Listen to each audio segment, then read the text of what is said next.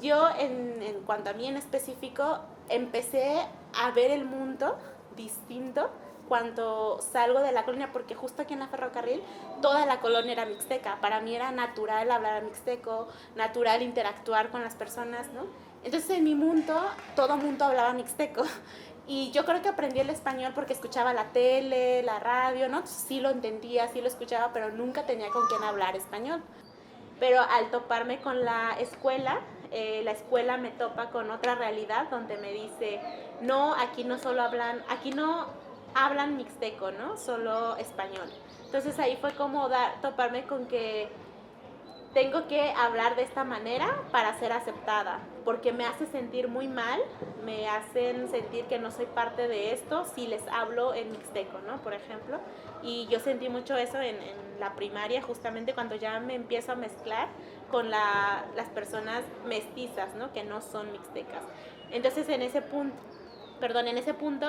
yo sí sentía que no tenía que ser mixteca y para mí era algo malo, pero no entendía todavía por qué.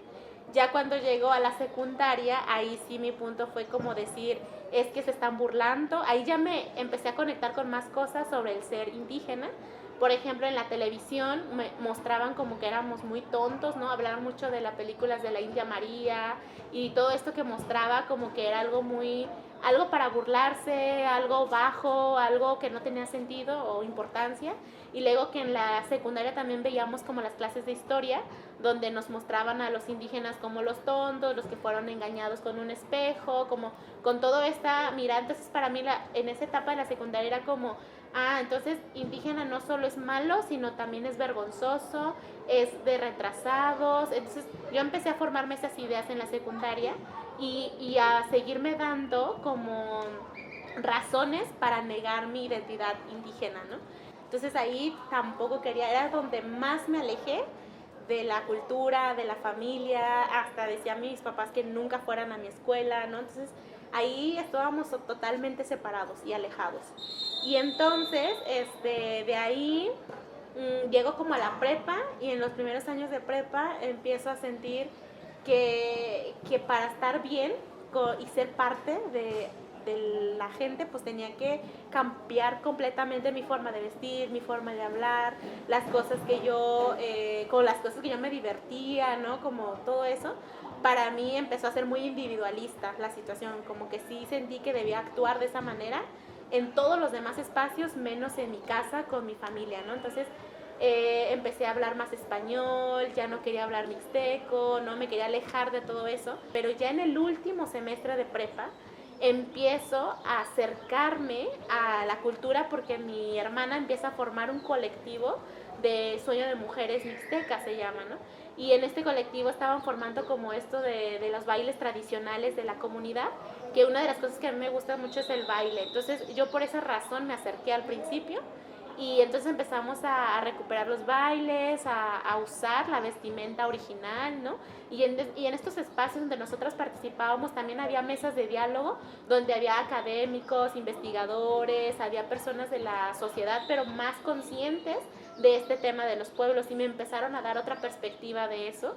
Y entonces con eso yo empecé a sentir un poco de alivio, ¿no? Porque sí sentí que ya estaba llena como de mucho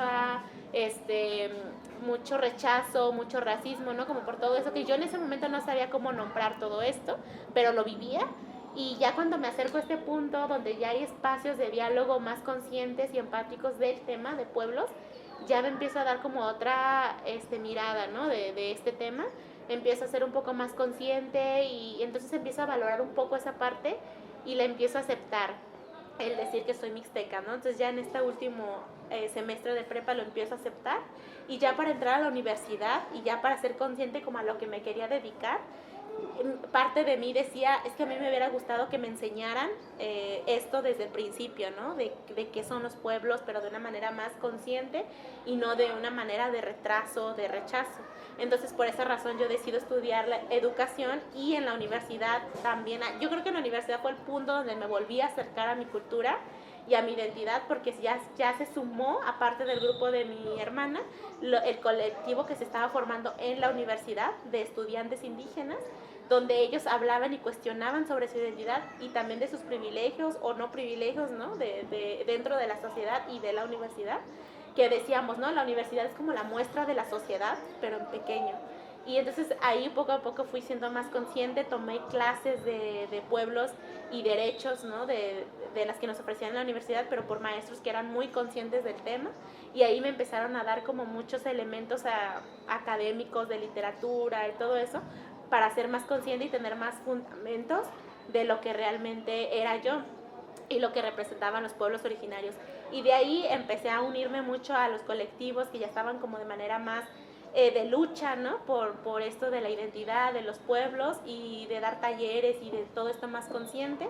Entonces ahí yo ya me estaba formando muy bien en esa parte y aceptando mi identidad y volviéndola a reconocer y ya apropiándome de qué quería ser yo y cómo quería ser representada, ¿no? Tanto que llegué a este punto de decir, pues yo soy Ana García, mujer Niosabi, nacida en Guadalajara. Esa soy yo y ya la tengo de manera más consciente y apropiada, ¿no? Esa identidad. Y ya después de también muchos procesos dolorosos, porque hay un momento en el que uno tiene que reconocer lo que hizo antes de no aceptar su identidad y luego lo que sucede cuando ya la aceptas, ¿no? Entonces en ese transcurso de la universidad yo siento que me empiezo a acercar otra vez y ya después de la universidad el empezar a trabajar con colectivos, con el colectivo de jóvenes indígenas urbanos, de HUE, empiezo a ser más consciente de esto y empiezo a dar talleres de racismo, de interculturalidad, de identidad y con eso yo empiezo a fortalecer mi identidad de manera más profunda y consciente y de ahí pues el estar compartiendo, ¿no? Con otras personas empáticas, conscientes y con otras personas a lo mejor ya no tanto, pero ya no me clavaba en que deben cambiar, sino que pues ya soltarlo y decir, bueno, hay gente que nunca va a aceptar una nueva perspectiva sobre las cosas, pero tampoco es mi obligación ni responsabilidad hacer que lo logren, ¿no? Sino que yo ya hice mi parte y si no pudo aceptarlo, pues ya es su problema. Y así, ¿no? Empezar a ser consciente con lo que sí podía lograr y con lo que no podía lograr y aceptarlo como viniera. Y de ahí en adelante todas las acciones que he realizado han sido desde esa perspectiva, más de comunidad, más de cultura, más de ser conciencia y responsable con estos temas. Entonces yo creo que a partir de ahí fue que empecé a aceptar esto y a trabajar hacia esto y a estar cada día más unida a lo que es mi identidad mixteca de Oaxaca.